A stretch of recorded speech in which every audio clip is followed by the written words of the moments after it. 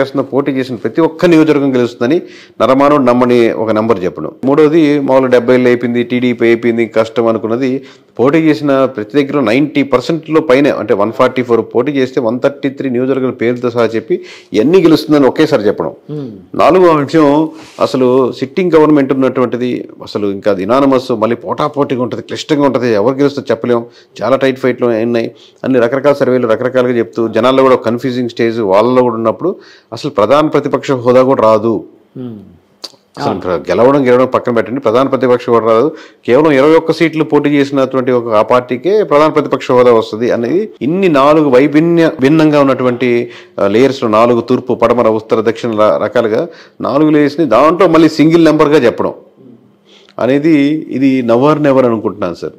ఇంతకుముందు జరగలేదు, తర్వాత జరుగుద్దా లేదా వేరే రాష్ట్రాలు జరగచ్చు, కానీ మన రాష్ట్రంలో అంత క్లిష్టమైన పరిస్థితుల్లో జరగదనుకుంటాను సార్. ఇప్పుడు 151 ఒకప్పుడు ఆ 5 మధ్యలో కొట్టేసి ఓన్లీ 11 వచ్చింది ఇప్పుడు. అవును, అంటే జనాలు చాలా మంది సోషల్ మీడియాలో మాట్లాడుకుంటున్నారు ఆ విధంగా. అంటే నేను వాళ్ళని ఇది చేయడం కాదు, కానీ మామూలుగా 11 వచ్చిందని చెప్పడం నా ఉద్దేశం. కరెక్ట్. సో వైసీపీ పార్టీ అంత ఇదిగా అంటే కిందకి వెళ్ళిపోవడానికి అప్పటి వరకు టీడీపీ అసలు అంటే టీడీపీ అనేది పార్టీ అనేది సస్టైన్ అవ్వడం చాలా కష్టం, ఇంకెప్పుడు గెలవలేదు అని అనుకునే చాలా జనాల్లో కూడా ఒక రకమైన, అంటే జనాల్లో ఉందో లేదో తెలియదు కానీ రాజకీయ వర్గాల్లో అలాంటి అభిప్రాయం ఉండేది వేరే రాజకీయ వర్గాల్లో. సో అలాంటిది ఇలా పుంజుకోవడానికి కారణం ఏంటి సార్? అంటే ఏ విధంగా మీరు విశ్లేషిస్తారా కారణాలని? అంటే ప్రధానంగా కూటమి బలం sir. First of all vote banking, ఆబ్వియస్గా కాంబినేషన్, అది ఎంత పర్సెంట్ కలిసింది, పోన్ ఎంత పర్సెంట్ పెరిగింది అనేది అది వేరే విషయం. ఎందుకంటే మనం ఫైనల్గా చెప్పిన పర్సంటేజ్ కూడా యాక్యురేట్గా వచ్చి ఓవరాల్గా 58%, 38% అని చెప్పాం. దానికి దరిదాపులు 1% అడిటికి వచ్చింది. అంటే టోటల్ రాష్ట్రం మీదగా ఒక పార్టీకి వస్తుంది కూడా, అంటే ఇండివిజువల్ నియోజకవర్గాన్ని కన్సాలిడేట్ చేసి వచ్చిన నెంబర్ అది. సో ఈ పర్సంటేజ్ ఎలా ఎంత యాక్యురేట్గా చెప్పామంటే 1% దీంట్లో తగ్గుద్ది, రోడ్ల వల్ల తగ్గుద్ది, ఇంకో 1% లిక్కర్ వల్ల తగ్గుద్ది, ఇంకో 1% దీనివల్ల తగ్గుద్ది, ఇంకో 1% ఎంప్లాయీస్ వల్ల తగ్గుద్ది, ఇంకో 1% ఎంప్లాయీ కోసం ప్రిపేర్ అయ్యే వాళ్ళ కోసం జరుగుద్ది, ఇంకో 1% ఇక్కడ నుంచి చాలామంది ట్రావెల్ చేసి వాళ్ళు ప్రభావితం చేస్తారు, ఇంకో కొంత పర్సెంట్ 4 to 5% వీళ్ళతో యాడ్ అవుద్ది. ఇలా 1% అది ఓవరాల్ కాదు, నియోజకవర్గాల వరకు ఒక దగ్గర ఉండొచ్చు, ఇంకో దగ్గర రాజధాని ఎఫెక్ట్ వల్ల 2-3% వేరియన్స్ ఉండొచ్చు, ఇంకో దగ్గర వైజాగ్లో ఉండొచ్చు. ఇలా అంతా క్రోడీకరించి నెంబర్స్ చేసుకోవాల్సి వస్తుంది. అది డేటా సైన్స్లో అదొక అద్భుతం సార్. ఇక్కడి నుంచి అంతమంది జనాలు సంక్రాంతి పండుగకి యాక్చువల్గా హైదరాబాద్ చూడగానే సంక్రాంతికి బీభత్సంగా వెళ్తూ ఉంటారు ఇక్కడ ఉండే ఆంధ్ర వాళ్ళందరూ వాళ్ళ ప్రాంతాలకి. మళ్ళీ ఈ ఎలక్షన్ మే 13ని అలాంటి సంక్రాంతి కనిపించింది, అంటే అంత ఆ విధంగా మైగ్రేట్ అయ్యారు జనాలు. సో అది ఒక ఇన్ఫ్లుయెన్స్ చేసింది, అంటే ఈ స్టాటిస్టిక్స్ని వాటిని నెంబర్స్ని ఇన్ఫ్లుయెన్స్ చేయడానికి అది కూడా కారణం అని అనుకోవచ్చా సార్? వన్ ఆఫ్ ది, అంటే ఒక ఆ బేస్ చేసుకొని ప్రతిసారి ఓటింగ్ పర్సంటేజ్ పెరిగితే ఎప్పుడు అపోజిషన్ పార్టీ గెలుస్తుందేనో, ఓటింగ్ పర్సెంట్ పెరిగితే ఎప్పుడు సిట్టింగ్ పార్టీ గెలుస్తుంది, అలా ఆ సీక్వెన్స్లో మనం చెప్పలేం. కానీ ఇక్కడ పెరిగినటువంటి ఓటింగ్ పర్సంటేజ్ మటుకు ఆబ్వియస్గా అపోజిషన్ పార్టీకి అడ్వాంటేజ్ అయింది. ప్లస్ అక్కడికి వెళ్ళి వాళ్ళు ఒక అవ్వాతాత వైఎస్ఆర్సీపీకి వేయాలనుకున్నా కానీ వీళ్ళు వెళ్ళి వాళ్ళు ఇన్ఫ్లుయెన్స్ చేసిన సందర్భాలు కూడా ఇంకో యాడెడ్ పర్సంటేజ్. సార్ ఇందాక కూటమి కలవడం ఒక ఓటింగ్ బలం దానివల్ల ప్లస్ అయిందని అన్నారు కదండి సార్. ఒకవేళ కూటమి అంటే టీడీపీ పార్టీ ఇండివిజువల్గా, జనసేన ఇండివిజువల్గా, బీజేపీ ఇండివిజువల్గా పోటీ చేసి ఉంటే యాక్చువల్ వైసీపీ గెలిచేది, అది అందరూ అంటున్నమాట. అవునా అంటే సార్? Depends sir. అది అప్పుడు అంటే చాలా ఫ్యాక్టర్స్, ఇది హైపోథెటికల్ క్వశ్చన్ కాబట్టి అది ఫర్ సపోజ్ టీడీపీ ఇండివిజువల్గానే ఈసారి మనం ఎవరితో కలవము, మనం ఇండివిజువల్గా వెళ్దాం, ఈసారి ఎందుకు కొట్టడం చేస్తాం, రాష్ట్రం అన్యాయం అయిపోతుంది, ఏదో వాళ్ళు చెప్పాలనుకుని చెప్తారు కదా, అలాంటి ఫేజ్లో వెళ్ళి, అలాగే జనసేన కూడా 175 నియోజకవర్గాలు మనం ఇది ఇండివిజువల్గా పోటీ చేద్దాం, ఇది ఈ క్యాండిడేట్ని నేను ముందుగానే ప్రకటిస్తున్నాను, పలానా రాము గారు ఇక్కడి నుంచి కంటెస్ట్ చేస్తారు, పలానా రవి గారు ఇక్కడి నుంచి కంటెస్ట్ చేస్తారు, లేదా పలానా 50-60 నియోజకవర్గాలే కన్సాలిడేట్ చేద్దాం, మనం మొత్తం వద్దు 50కి 50 కొడదాం అన్న ప్లాన్తో వెళ్తే వేరే రకంగా ఉంటుంది. లేదు 175 పోటీ చేస్తే ఒక రకంగా ఉంటుంది. లేదు లాస్ట్లో పొత్తుల దాకా వచ్చి పొత్తులు సరిగ్గా కుదరలేదు, నువ్వు ఇచ్చేది నేను ఇచ్చేది మాట అనుకుని విడిపోయారు, అప్పుడు వేరే రకంగా ఉంటుంది. ఇలా నెంబర్ ఆఫ్ ఫ్యాక్టర్స్ బట్టి చెప్పినా, బట్ పొత్తు లేకపోతే మటుకు చాలా నియోజకవర్గాల్లో టఫ్ ఫైట్ ఇచ్చింది. ఏ సినారియో ఏంటి అనేది ఒక్కొక్క దాంట్లో ఒక్కొక్క అడ్వాంటేజ్ ఉంటుంది. అవునండి సార్.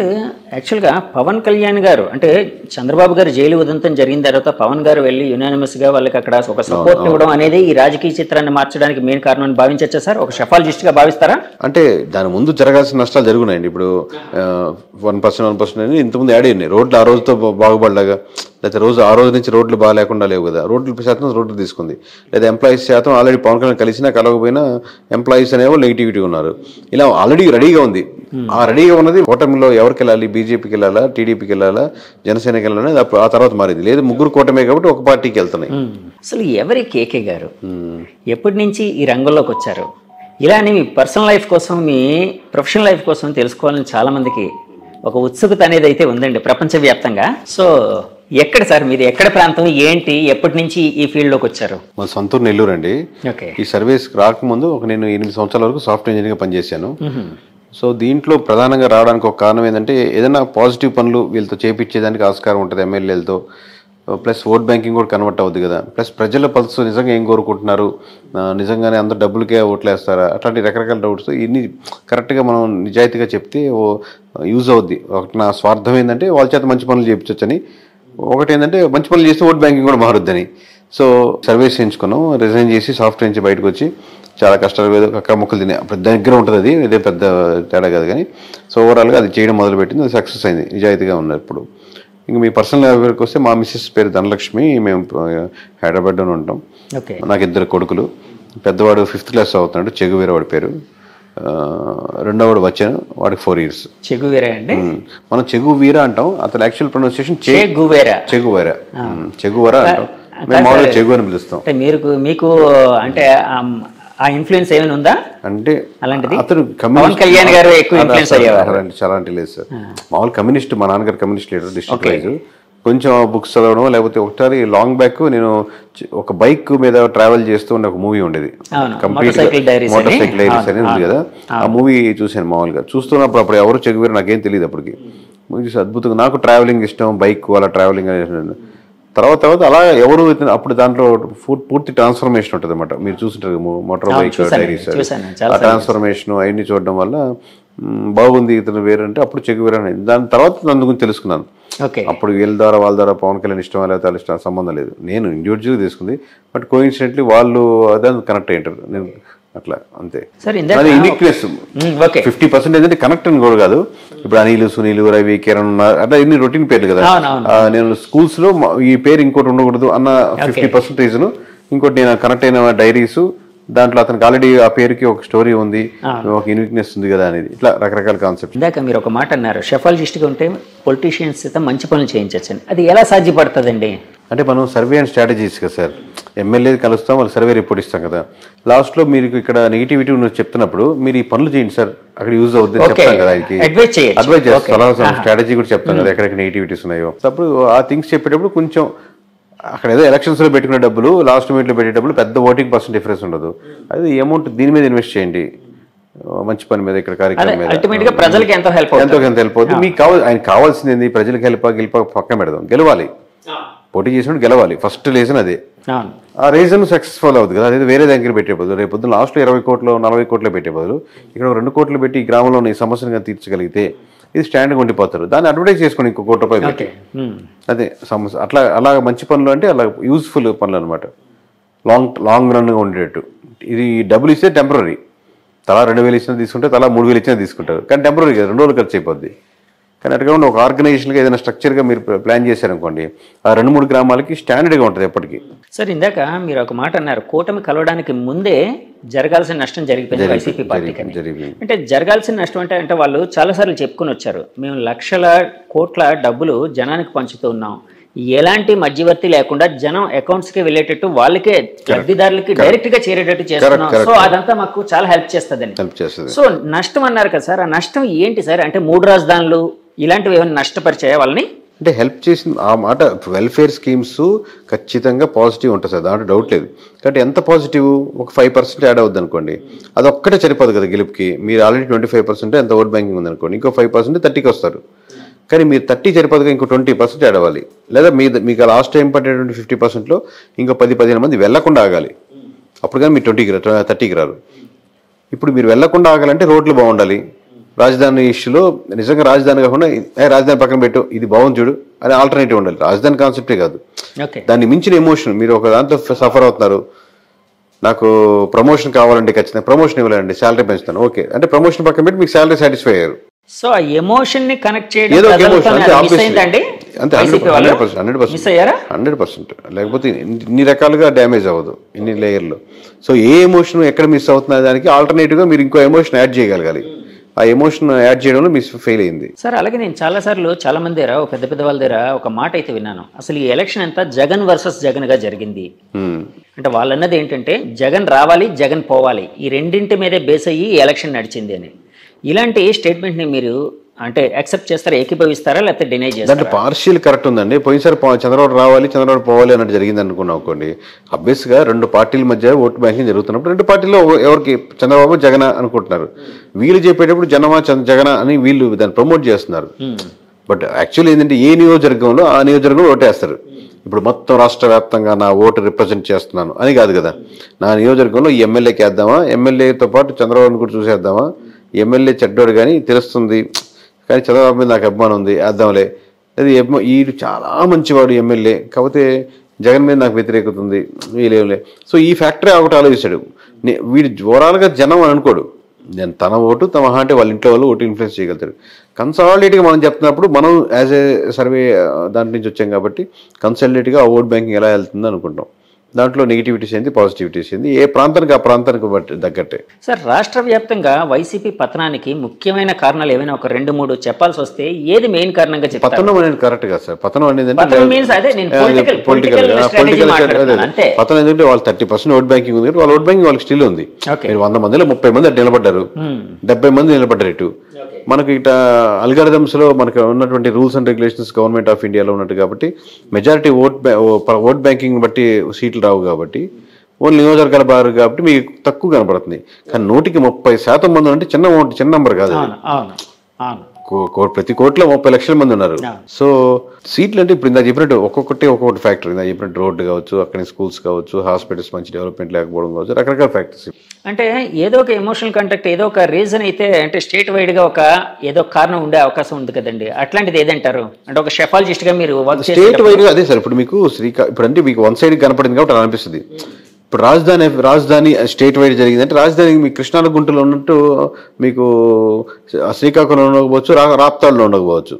రాప్తాడు ప్రజలు మనకు అమరావతిలో ఉండే రాప్తాడు ప్రజలు రాప్తాడు సమస్యల మీద వేస్తుంది. అలాగే స్టేట్ వైజ్ ఉన్న డెవలప్మెంట్ మీద కూడా చూసుకుంటూ ఉంటుంది. అలాగే కొంచెం ఎమ్మెల్యే మంచివాడైతే కొంచెం కన్సిడర్ అవుద్ది.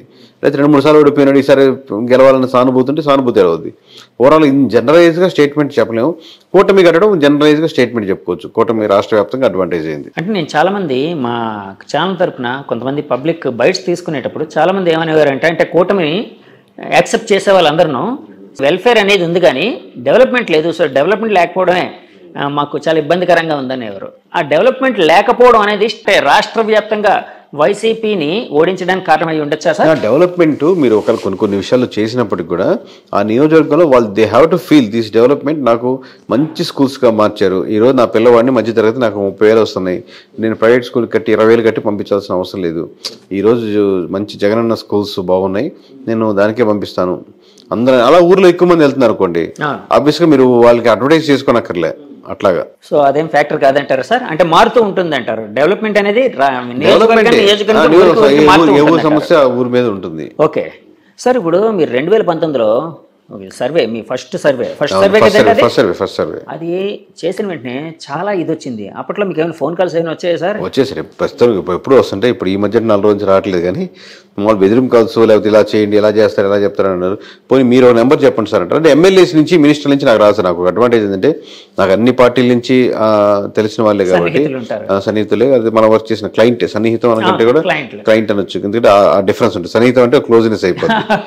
సో క్లయింట్సే కాబట్టి మ్యూచువల్ రెస్పెక్టే ఉంటుంది. అది వాళ్ళు వేరే ఆ జిల్లాలో వేరే వాళ్ళు తెలియకపోయినా కేకే నాకు తెలుసు బాగా చేస్తారు అని వాళ్ళు వెళ్తుంటారు కాబట్టి నాకు వాళ్ళ నుంచి థ్రెటన్ కాల్స్ ఉండవు. కింద ఉండేటువంటి ఎవరైనా విలేజ్లో ఉండే చిన్న వాళ్ళు, పార్టీ మీద అభిమానంగా ఉండేవాళ్ళు ఒకసారిగా జీర్ణించుకోలేరు కదా. 151 అయినా జీర్ణించుకోలేరు, ఇప్పుడు 161 వస్తాయని చెప్పినా జీర్ణించుకోలేరు. వాళ్ళ కోపం అనమాట, మన పార్టీ ఎలా పోద్ది అని ఫ్రస్ట్రేషన్ అలా ఉంటుంది. అంటే చాలా సార్లు నేను విన్నది ఏంటంటే పెయిడ్ సర్వేలు ఎక్కువైపోయి ఇలానే మీరు 160+ అని చెప్పారు కదండి. అప్పుడు మిమ్మల్ని కూడా ఒక పెయిడ్ సర్వేగా ఘాటును కట్టిన సందర్భాలు ఉన్నాయా సార్? మొన్న ఉంటాయండి. ట్రోల్స్ పంపించేవాళ్ళు అప్పుడు ఎలా చెప్తారు, లేకపోతే వీళ్ళకి అమ్ముడు పోయారు, లేదా వాళ్ళకి అమ్ముడు పోయారు ట్రోల్స్ అని. కాసేపు ట్రోల్స్ చూసి ఎంజాయ్ చేసుకోవడం అంతే. తర్వాత రిజల్ట్ వచ్చాక ఇంకేం ఉండదు, ఏమో చూసుకునే ఏం ఉండదు. ఇప్పుడు ట్రోల్ లేదు కదా, ఓన్లీ పాజిటివ్ ట్రోల్స్. తర్వాత రావు కదా మళ్ళీ ఆపర్చునిటీస్. ఆ ట్రోల్స్ చూసి ఎంజాయ్ చేసుకోండి, బాగా చేశారు ఆ ట్రోలింగ్ అని. సార్ ఇప్పుడు ఇంత యాక్యురేట్ గా మీరు నెంబర్ చెప్పినప్పుడు చాలా మంది పెద్దవాళ్ళు కూడా ఎవరైనానే చాలా మంది మీకోసం సెట్ చేస్తున్న ఇది కూడా తెలుసు. ఎందుకంటే నేను నిన్న మురళీమోహన్ గారిని కలిసినప్పుడు కూడా ఆయన అన్నారు, ఆ కేకే గారు అనే ఆయన ఎవరో చాలా బాగా చేశారండి, ఆయన కలవాలి అని కూడా అన్నారు. సో అలాగా పొలిటికల్ పార్టీలు అయితే ఇంకా ఎక్కువ ఇంట్రెస్ట్ పే చేస్తుంటాయి ఎవరైనా ఇంత యాక్యురేట్ గా చెప్పారని. అలాగా టీడీపీ పార్టీ అధినేత నుంచి కానీ ఇంకా వేరే పార్టీల అధినేతల నుంచి కానీ మీకు ఫోన్ కాల్స్ వచ్చాయండి? అంటే ఎలక్షన్స్ చేసేటప్పటి నుంచి ఎవరెవరు వచ్చారు అంటే చంద్రబాబు దగ్గరికి వెళ్తాం, లేకపోతే పవన్ కళ్యాణ్ దగ్గరికి వెళ్తాం అని చెప్పి నేను తీసుకెళ్తాను, నాకు బాగా క్లోజ్ లేదు అన్నట్టు. కేకే అనేది ఒక కార్డు లాగా అయిపోయింది కదా సార్. ఇప్పుడు కేకే అనే కార్డు తీసుకెళ్లి ఇక్కడ చూసి కేకే అని వస్తాను సార్, నేను తీసుకెళ్తాను సార్, అది సార్ అంటారు. నాకేమో చంద్రబాబు నాయుడు కార్డు, పవన్ కళ్యాణ్ కార్డు చూపిస్తారు. ఇప్పుడు నాకు ఆ కార్డు ఎందుకు అవసరం లేదు, ఇప్పుడు నేను విజిటింగ్ కార్డు అవసరం లేదు, నేనే విజిటింగ్ కార్డు అయ్యాను కాబట్టి. సో నేను అట్టని చెప్పి బలుపుతోనే వెళ్ళాను కాదు. ఇప్పుడు ప్రమాణ స్వీకారానికి వాళ్ళ ఇండివిజువల్ సెక్షన్. మనం ఏంటంటే మన పని మనం చేసేసాం. దీపంగా ఎట్లా ఉంటాయి నిజంగా వాళ్ళకి అవసరం ఉండి ఫోన్ చేశారు అనుకోండి. ఇప్పుడు వైఎస్ఆర్సీపీ నుంచి ఎవరో ఫోన్ చేశారు, ఇక్కడ కలుద్దాం సార్, మాకు ఒకసారి చెప్పండి విశ్లేషణ ఎలా ఉంది, ఎందుకు జరిగింది ఓట్ బ్యాంక్. నేను దానికే నో అని చెప్పను. వాళ్ళకి కావాలనుకున్నప్పుడు వాళ్ళే అప్రోచ్ అవుతారు కదా, మనం వెళ్ళి కాల్ చేసి కలవాల్సిన అవసరం ఏముందని. మన వర్క్ కాదు కదా వాళ్ళు కలిసి కంగ్రాచులేట్ సార్ మీరు గెలవడానికి నాకు ఎంతో ఆనందాన్ని వస్తుంది అని అటాచ్డ్ అయిపోదాం అనేది ఉండదు. కంగ్రాచులేషన్ కాల్స్ అయితే వస్తూ ఉంటాయి కదండి పెద్దవాళ్ళ దగ్గర నుంచి. అవి 100 కాల్స్ సార్, అవి 1000 కాల్స్, 100,000 కాల్స్. నేను చెప్పిన సోకాల్ నా పేర్ల నుంచి ఏమైనా వచ్చాయండి అంటే వాళ్ళ తరపు నుంచి ఎవరో పక్కన నుండి ఫోన్ చేస్తుంటారు కదా, చాలా హ్యాపీగా ఫీల్ అయ్యారు సార్, సార్ చెప్పమన్నారు ఎట్లా చెప్తారు సార్. షెఫాలజిస్ట్ అనగానే ఒక రకమైన అంటే కత్తి మీద సాము లాంటిది మీ పని. దాంట్లో సింగిల్ నెంబర్ చెప్పడం కత్తి మీద సాము. కత్తి కొస ఉంటుంది, ఆ కొస నిలబడ్డట్టు, అంచు మీద నిలబడ్డట్టు.